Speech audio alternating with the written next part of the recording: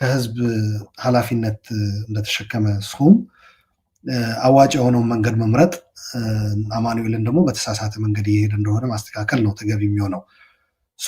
ይሄ 50% ሲደመር አንድ የሚለው ምንም ይህ እዚህ ግባ የሚባል መሰረት የሌለው ከመጀመሪያው ጀምሮ የትግራይን ህዝብ መከራ ለማስቀጠል ህወሓት ተመልሶ የበላይነት እያጣ እንደሆነ ሲገባው የበላይነቱን የሚያረጋግጥበት በነገራችን ላይ 40 ምናምን የተቀበለው እኮ የበላይነቱ የ100% እንደማይሰራ ካሁን በኋላ ያ ተቀባይነት እንደሌለው ምክንያቱም ጄኖሳይድ ለመመከት የታገለው ህዝብ 100% አንተ ወስደህ ከዛ ውጭ ልታደርገው እንደማችል ህወሓት ራሱ ተረድቷል።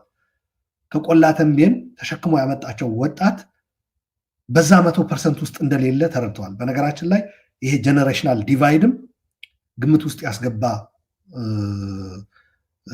ጉዳይ ነው። ይሄ ጊዜያዊ አስተዳደሩን የማስተካከልና ህወሓት ህጋዊ መሰረት የሌለው የ50% ሲደመር አንድ የሚል አባዜው እንዲተው ማድረግ ያ ነው እና አማኑኤል በዛ ጀነሬሽናል ዲቫይዱ ወጣት ሆነው ግን የነባሩ ህወሓት አስተሳሰብ ነው እያራመዱ የቀጠሉት። እነዚህ ተሽኮርማሚ ደጋፊዎች ያልናቸው ቅድም አንዱ በትግርኛ ደባይ ካድረ ነው የሚባሉት ብሎኛል። ሽምቅ ተዋጊ ካድሬ ማለት ነው። የሽምቅ ካድሬዎች ናቸው ማለት ነው። በአደባባይ መውጣት ስለልፈለጉ ነው እንጂ እና እነሱም ወጣትም ይሁኑ ነባርም መምረጥ ያለባቸው ከትግራይ ጀነሳይድ በኋላ ተከትሎ የተፈጠረ ትግራይ ጀነሳይድ ራሱ ደግሞ እንትን ያደረገው ያሰባሰበው የትግራይ አቅም ሊያስተናግድ የሚችል ብሔራዊ መሰባሰብ ትተው የነደብረጽዮን አንጃ ጽህፈት ቤት ላይ ያለው አንጃ እና ከነሱ ጋር ለመወገን የተስማሙ ከኮር በላይ የሚባል በነገራችን ላይ ይሄ ከኮር በላይ በጣም ወሳኝ ቃል ነው ብዬ ነው እኔም ወስደው በቀላሉ መታየት የለበትም። ከባድ ክብደት ያለው ቃል ነው። ዝም ብሎ የወታደራዊ ሃይራርኪ ጉዳይ አይደለም። የጀነሬሽናል ዲቫይድም ጭምር ነው።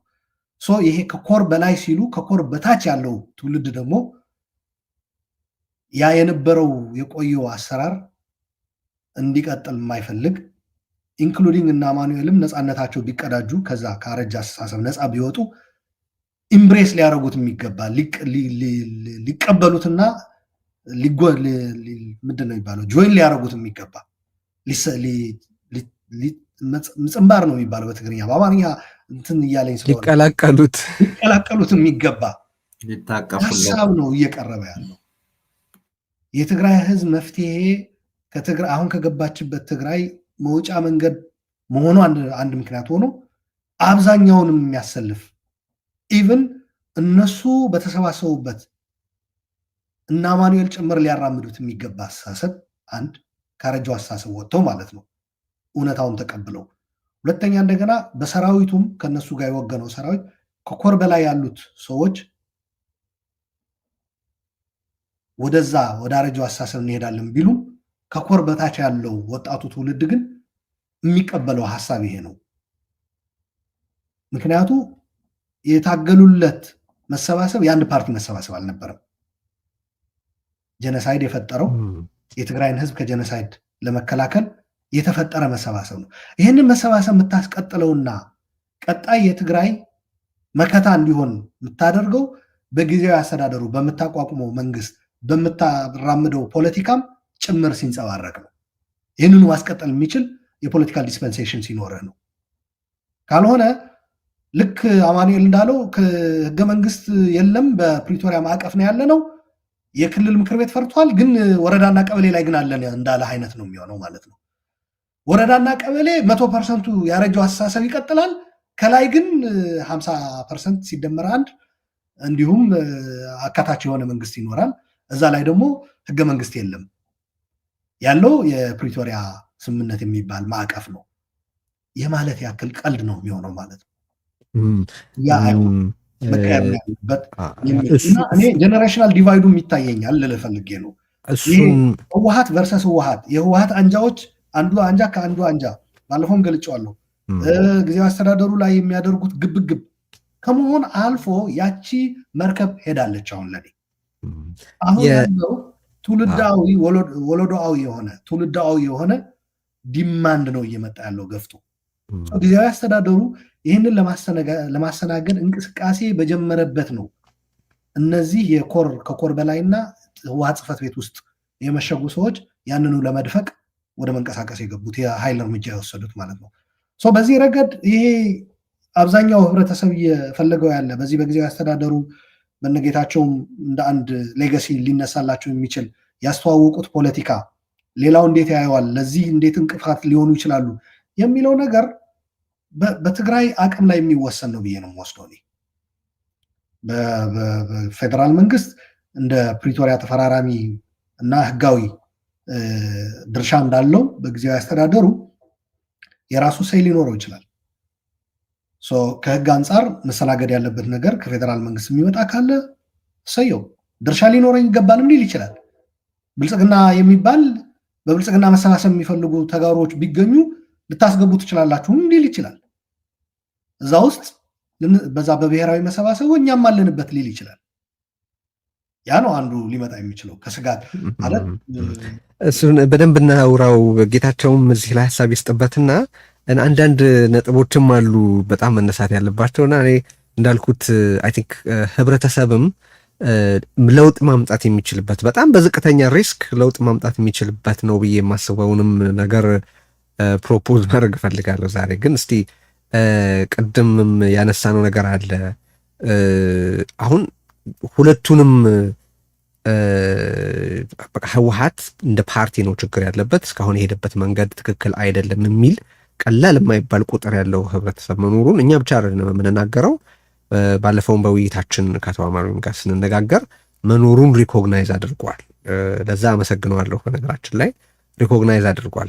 እርግጠኛ አይደለሁም እኔ ፈትለወርቅ ወይ ደብረጽዮን ብትሆን ዋካቤ መጽዩም ተከፊልዎም እንደሚሉ እያሉም ስለሆነ ነው እነዛ ሰልፍ የወጡትን ወጣቶች ተከፍሏቸው ከሌላ ቦታ በመኪና ተጭነው መጥተው ነው የሚሉ ናቸው። ከሌላ ቦታ ተጭነው መጥተው የሚሏቸው እንግዲህ ከትግራይ እና ከትግራይ ከሌላ ቦታ ሄዱ ተሰልፍ ማድረግ ነውር መሆን የጀመረው መቼ እንደሆነ አላቅም። ግን እንደዛ ነው የሚሉት እነሱ። ቢያንስ አቶ አማኑኤል ለውጥ መኖሩን ፖለቲካዊ ሁኔታው መለወጡን ቀላል የማይባል ቁጥር ያለው ህብረተሰብ ተቃውሞ በአመራሩም ላይ በአጠቃላይ በህወሓትም ላይ እያቀረበ መሆኑን ሪኮግናይዝ አድርጓል። የህዝብ ሌን አላይም እዚህ ውስጥ አሁን የሳልሳይ ወያንን መግለጫ እዚህ አንስተነዋል። ቅድም እንደጠቀስኩት የአንዱ የህወሓት ፍንካች ወታደራዊ ክንፍ ቢሮዎችን እየተቆጣጠረ ከዛ የተጀመሩ ፕሮሰሶችን እያቋረጠ የመንግስት ስልጣንን የመቆጣጠር ሂደት እያካሄደ ነው። ሰዎች እያሰረ ነው፣ እያሳደደ ነው እና በሰዎች ላይ እየተኮሰ ነው። ይሄ ሊቆም ይገባል የሚል ጥሪም ስላደረገ እሱንም እንደ ውይይታችን ኢንፑት ወስደን ነው እየተነጋገርን ያለ ነው። እዚህ ላይ ሀሳብህን ንገረን ጌታቸው። መልካም። እኔ ያው ቅድም እንደተባለው ግምት የጊዜያዊ መስተዳድሩ ሲቋቋምም በወቅቱ የነበረው ተዋጽኦ ምን ከደገፉ ሰዎች ነበር። ግን በኋላ እንዳልነው ስህተት ነው አልን። በነገራችን ላይ የአሁኑ ወቅታዊ ሁኔታ ላይ እንደተነሳው ጌታቸው አመለጠ። ያው እዛም ሬዮት ላይ እንዳለው ማምለጤ በኋላ ነው የገባኝ ካሰቡት አንጻር ብሏል። ይሄ ለጌታቸው ብቻ አይደለም። በነገራችን ላይ አሁን የቀሩት የጊዜያዊ መስተዳድሩ አባላት በተለይ ይህን ለውጡን አዲሱን መንገድ እየደገፉ ነው፣ እሱን ነው የሚያደርጉት የሚባሉት ያው እነሱም ያው ለደህንነታቸው አስጊ ስለሆነ ከመቀለ እንደወጡ ነው ያለው መረጃ። ይሄ ብቻ አይደለም፣ ያው አመለጡ በቃ ማለት አመለጡ ተብሎ በደጋፊ ሚዲያዎቻቸው ብቻ አይደለም። ይሄ እንደ ማለት በቀን የተሰራውን ወንጀል እንደ ወንጀል የማያይ አካሄድ እኔ በጣም ነው ወንጀሉን የሚያምን እኮ መንጋ እኮ ነው። ብዙ አያስቸግርህም። ባይዘው ወንጀሉን በማመን ረገድ ብዙ ችግር የለበትም። እና ይሄ አለ አንድ። ሁለተኛ እኔ አሁን ቅድም ትንሽ አንዳንድ ነገሮች ያልኩበት ይሄ 50 ሲደመር አንድ የሚለው ራሱ ከራሳችን ጀምሮ ስህተት እንደነበርን ነው የሚገባኝ ቁጥሩን ሳየው። ለምን ጊዜያዊ መስተዳድሩ የተቋቋመው ከ5 አካላት ነው። ከህወሓት፣ ከሰራዊት ከምሁራን ከባይቶናና ከአንድ የኢሮብ ተወካይ እና 27 መቀመጫዎች አሉት። ሰራዊቱ ምን ብሎናል? ጥር 15 ወጥቶ ያው ከኮር በላይ ያላቸው ማለት ነው እኛ ጉባኤ ያደረገው ፍንካች ያው ደጋፊ ነን እሱን ነው የምንደግፈው አሉ። ስለዚህ ቁጥራቸውም ቢያንስ ሁሉም ባይሆን 1/4 እዚህ ውስጥ ህወሓት ውስጥ ነው መደመር ያለብን ማለት ነው። እና ስሌቱ ስታመጣ በፐርሰንቴጅ ወደ 70% ግምት ውስጥ ህወሓት ነው ያለው ሰራዊቱን ጨምረ ማለት ነው። 14 ሲደመር 5 ከ27 ውስጥ ስታደርገው ከዛ ምሁራን ባይቶናና ኢሮብ ያው ከ27ቱ 8 መቀመጫ ነው ያላቸው። የተረፈው በህወሓትና በሰራዊት መካከል የተያዘ ነው። አንድ ይሄ ማወቅ ያስፈልጋል። ሁለተኛ ፕሮፌሰር እዚህ ላይ ልጨምርልህ አንድ ቃል ኢቨን ኮንፈረንሱ ላይ እኮ ከ50 ሲደመር 1 ከያዙ በኋላ የተቀረውም ለኛ በሚመች መልኩ እናደርገዋለን ብለው ነው የገቡበት። ኮንፈረንሱ ለነሱ በሚያመች ነው የተዘጋጀው። በነገራችን ላይ ኮሚቴዎቹም ጭምር ይሄንን ተናግረዋል በአንድ ወቅት ማለት ነው። ልክ ነው። አንዱ በጣም ትልቁ ችግር በነገራችን ላይ ቅድም እየተገለጠ መጣ፣ ራሳቸው እየተናገሩ መጡት ያለው እነሱ ያልተቆጣጠሩት ሚዲያ፣ እነሱ ያልተቆጣጠሩት ዳያስፖራ፣ እነሱ ያልተቆጣጠሩት እምነት፣ እነሱ ያልተቆጣጠሩት የሲቪል ማህበረሰብ አወቃቀር ምን የሚባል ትልቅ ስጋት ነው በቃ ለነሱ። ለዛም ነው አሁን እንደ የሆነ እንዲያው ለትግራይ የሚመቸው የኛ መስመር ነው ምናምን የሚለው እሱ አይደለም። አሁን በግላጭ ያው እየተናገሩ ያሉት በቃ ስጋት ነው ለኛ እና ጀነራል ጻድቃንም አንድ ስብሰባ ላይ የተናገረው ነበረ። ለአንዳንዶች ስጋት የሆነባቸው አሁንም ነገሮች ከተለወጡ አስከሬናችን ነው የሚወጣው፣ በኋላም ደግሞ ብንጠብቅ እንደዛው ነው የሚሆነው የሚል ስጋት ያለባቸው ያለው አለ። አንድ ወደ እንትኑ ስመጣ ደግሞ ወደዚህ ሬሳ ሳንሆን ከስልጣን አንወርድም፣ ምክንያቱም ከስልጣን ከወረድን ሬሳ መሆናችን አይቀርም የሚሉ አሉ ብለዋል። እና ወደ አማካሪ ካውንስሉ ወይም ደግሞ አሁን ጊዜያዊ ካውንስል ተብሎ ምክር ቤት ተብሎ የተቋቋመው ራሱ ስታይ ደንቡ ምን ያክል እነ ጀነራል ጻድቃን እነ ጌታቸው ረዳ ራሱ ህወሓትን አኮሞዴት ለማድረግ እንዳቋቋሙት ታያለ። ለምሳሌ 105 መቀመጫ ነው ያለው። እሱም በቁጥር ሳስቀምጥልህ በፐርሰንቴጅ ህወሓት ተብሎ ብቻ ህወሓት በሚል ስም 10 መቀመጫ ያው ከ105ቱ ወደ 10% ነው የሚሆነው። ከዛ ደግሞ የቀድሞ የምርጫ ጣቢያዎች ተብሎ 38 መቀመጫ አለው። የቀድሞ የምርጫ ጣቢያዎች ማለት ከጦርነቱ በፊት ተደረገው የመጨረሻው ምርጫ ላይ ተመርጦ ምክር ቤት የገቡ ማለት ነው። ማን ነው ምክር ቤት የገባው? ያኔ ህወሓት ነው። 38 ሲደመር 10 48 መቀመጫ አለው ከ105 ውስጥ። እሱ ብቻ አይደለም፣ ሰራዊት ደግሞ ተብሎ 6 መቀመጫ አለው። ከዛ እንግዲህ የሲቪል ማህበረሰብ የሚል አለ፣ በአዲስ አበባ የሚኖሩ በውጭ የሚኖሩ ታዋቂ ሰዎች ተብለው ከዛ ውስጥ እንግዲህ እየሸረፍክ ሲጨምር እዛ ውስጥ ራሱ ወደ 70% ነው ያለው አማካሪ። እሱን ራሱ እምቢ ብለው እኮ ነው እነፈትለ እሱ በቂ አይደለም ብለው እኮ ነው ያመጹት አማካሪ ካውንስሉ ላይ። ስለዚህ እንዲገባን አሁን የሚቋቋመው አሁን ሪሸፍል ሲደረግ ወይም እንደገና ሲቋቋም ይሄ አደገኛ አስተሳሰብ እኛ ስለ ሰዎች ስለሆነ ፓርቲ ምናምን አለ አስተሳሰቡ በጣም አደገኛ ነው ለአንድ ማህበረሰብ ደህንነት፣ በተለይ ጄኖሳይድ ለተፈጸመበት ማህበረሰብ እየተፈጸመበት ላለ ማህበረሰብ የአስተሳሰብ አደገኛ ስለሆነ ይህንን የሚገራ እንደገና ማቋቋም ሂደት ነው መካሄድ ያለበት። ይሄ ማለት አንድ ህወሓት በቃ ህወሓት ሆኖ ነው መምጣት ያለበት፣ ህወሓት ሆኖ ነው መታየት ያለበት። በሰራዊት ስም፣ በህዝብ ስም፣ በእገሌ ስም፣ በምናምን ስም መምጣት የለበትም። ያ ደግሞ ማስቀረት የምትችለው ጨዋታው፣ መዋቅሩ፣ ቅንብሩ፣ መቀመጫው በሙሉ መደልደል ያለበት በፖለቲካ ፓርቲ ስምና ስም ብቻ መሆን አለበት። ይሄ ካልሆነ ያው አንድ የአንበሳው ድርሻ የሚባለው ያው እንግዲህ አመጣጡ የሚነገረው ያው ለንጉስነቴም ላከፋፈልኩበትም እዚህ አደን ይህንን ስነስርዓት ስለመራው ምናምን ብሎ ያው የአንበሳው ድርሻ ይወስዳል። እና አሁን የህወሓት ድርሻ የአንበሳ ድርሻ እንዳይሆን ከተፈለገ በተለያየ ማሊያ መምጣት የለበትም። በቃ በህወሓትና በህወሓትነት ብቻ መጥቶ ከዛ እሱ ደግሞ እስከ 25% ለእኔ ያው ቁጥር ወዳለው እስከ 25% ገድቦ ከዛ ደግሞ የተቀሩትን እነ ሳዎት እነ ናጽነት እነ ባይቶና አረና ሶማይ ዋዕላ ዓሲምባ ሌሎችም የማናቃቸው ካሉ እንደዛ ደልድሎ ያ ድርድሩ እንደዛ ነው መሆን ያለበት። ከዛ እንደተባለው ያ ፕሪቶሪያ ስለሚያስገድል ብልጽግና የሚገባ ከተባለ እንግዲህ መሐረኖ ወተሳለ ነው የምንለው።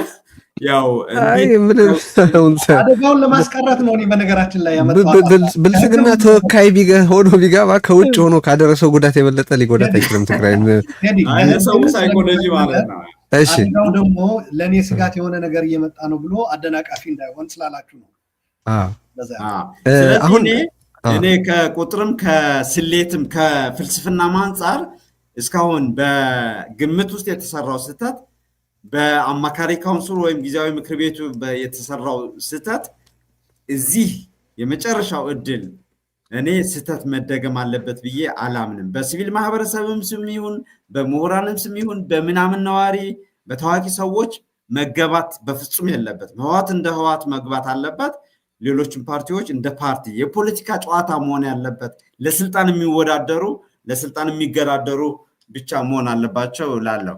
ሌላው የ6 ወሩ ያው እንግዲህ ነገ ሲነጋ እናውቀዋለን። አንድ የሰማሁት ምንድነው ማረጋገጥ አልቻልኩም፣ ግን ነገ ምክር ቤት ይሰበሰባል አዲስ አበባ እና በአንድ ዓመት እንደሚያራዝም እና ይሄም ያው እንደገና መልሶ የማቋቋም ነገሮች እድል ሊኖሩ እንደሚችሉ ነው ያለው ያገኘሁት መረጃ። ግን ነገ ነው የምናውቀው። ምክንያቱም ሚስኢንፎርሜሽን እና ዲስኢንፎርሜሽን እንደ ጦር መሳሪያ ባለበት አገር ያው ኤኒ ኢንፎርሜሽን ሲሆን ነው ኦልሞስት የምናረጋግጠው። እዚህ ላይ እንግዲህ በህብረተሰብ በኩል መደረግ ስላለባቸው ነገሮች አንዳንድ ነገር ከማንሳቴ በፊት ከትላንት ወዲያም በነበረው ውይይታችን የጀነራል ታደሰ ስም ተደጋግሞ ተነስቷልና ይፋ ጥሪ ለማድረግ ያክል በእኛ በግልም በተለያየ መንገድ እየሞከርን ነው። ያው ጌታቸው ከጠቀሳቸው ነገሮች አንዱ እንደዚህ አይነት ነገር ሲኖር ስልካቸውን አጥፍተው መጥፋት ነው የሚመርጡት ብሏል እና አሁን እኛም እሳቸውን ማግኘት አንተ ለበለው ጀነራል ታደሰን ማግኘት እየተሳካልን አይደለም። ግን ይፋ ጥሪ እናድርግላት። በህዝብ ጉዳይ ላይ ልትወስን ከሆነ በህዝብ ጉዳይ በህዝብ ህይወት በህዝብ ህብረተሰብ ዕጣ ፈንታ ላይ ልትወስን ከሆነ ያረከውን እና ልታደርግ ያሰብከውን ለመገናኛ ብዙሃን ኤክስፕሌን ማድረግ ግድ ነው። ይሄ የሆኑ ጋዜጣዊ መግለጫዎችን የሆኑ ጥያቄዎች ብቻ ተቀብሎ ጋዜጣዊ መግለጫዎችን መስጠት ሳይሆን በየትኛው መገናኛ ብዙሃን ፎሎ አፕ ጥያቄዎች ባሉበት ለህብረተሰብ ግልጽነት እንዲፈጠር ሲባል ወደ መገናኛ ብዙሃን እንድትመጣ ጥሪ ያደርጋለሁ። በሪዮት በኩል ቢሆን በጣም ወዳለሁ፣ ባይሆንም ደግሞ ስቲል መናገርህ ነው ዋናው ነገርና እሱን ጥሪ ላድርግ። በእኛ በኩል ግን በራችን ከፍት ነው። ሁለተኛ ጥሪ የማደርግለት ሰው ጀነራል ጻድቃን ነው። የተለያዩ ነገሮች እየተባሉ ነው። አሁንም ስለ ጀነራል ጻድቃን እንደማይመለስ እየተነገረ ነው። የተለያዩ አስተያየቶች ሰጠ እየተባለ ነው ወዘተረፈ። የህዝብ አስተያየት ማተር ያደርጋል ብሎ የሚያምን ከሆነ ጀነራል ጻድቃን ከዛ በፊት የምንቀሳቀሳባቸው ነገሮች ሁሉ የህዝብን ጥቅም ያማከሉ ናቸው የሚል ከሆነ ጀነራል ጻድቃን መጠቀሙን ሳያውቅ መቼስ ህዝብ አብሮ ሊቆም አይችልም። ስለዚህ ለዚህ ህዝብ ለህዝብ ጥቅም ስትል ከዚህ በፊት ያደረካቸውን ከዚህ በኋላም ለህዝብ ጥቅም ስትል ልታደርግ የምታስባቸው ነገሮች ካሉ ናና አብራራልን የሚል ይፋ ጥሪ ማድረግ እወዳለሁ። 2 ሶስተኛ ደግሞ ባለፈው ከአቶ አማኑኤል ጋር የተነጋገርንበትና ሌሎችም ሰዎች ሲያነሱት የነበረ አንድ ጉዳይ ነበረ። ከዚህ ከሽግግሩ ጋር ስለሚገናኝ የትግራይ ህገ መንግስት የፕሪቶሪያ ስምምነት አካል ነው የሚል አቋም ያላቸው የተለያዩ ሰዎች ሲናገሩም ሲጽፉም አይቻለሁ። የፕሪቶሪያ ስምምነት በደንብ አንብቡት። ሉክ የፕሪቶሪያ ስምምነት ዋና ዓላማ ሪስቶሬሽን ኦፍ ኮንስቲቱሽናል ኦርደር ኢን ትግራይ ነው አይደለም፣ መመለስ ነው። መመለስ ለምንድን ነው የኖረው? ስለፈረሰ ነው አይደል? ሳይፈርስ መመለስ የሚባል ሪስቶር ማድረግ ሳይፈርስ አለ እንዴ? ሪስቶሬሽን ያለው ለምንድን እንዴ? ኧረ